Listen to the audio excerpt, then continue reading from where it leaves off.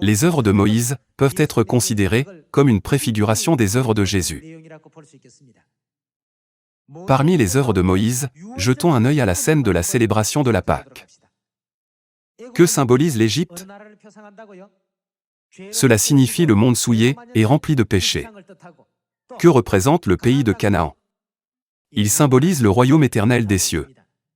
Par conséquent, le fait que, grâce à l'intercession de Moïse, les Israélites, qui étaient esclaves du péché en Égypte, aient été conduits vers la terre de Canaan, où coule le lait et le miel, explique notre propre voyage de libération dans ce monde pécheur vers le royaume éternel des cieux.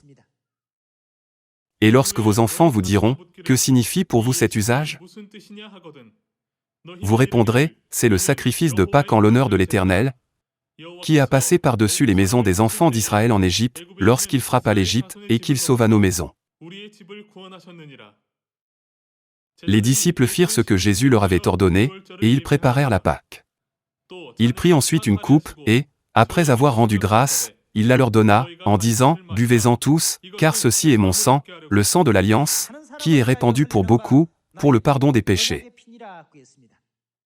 Pardonner les péchés signifie être émancipé des péchés. Moïse a émancipé les Israélites du monde pécheur d'Égypte par la Pâque accordée par Dieu.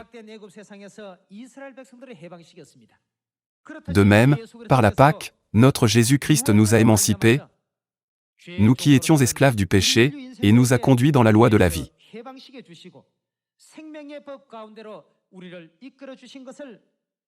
Nous pouvons comprendre que cela a été accompli à travers la relation entre la prophétie et son accomplissement.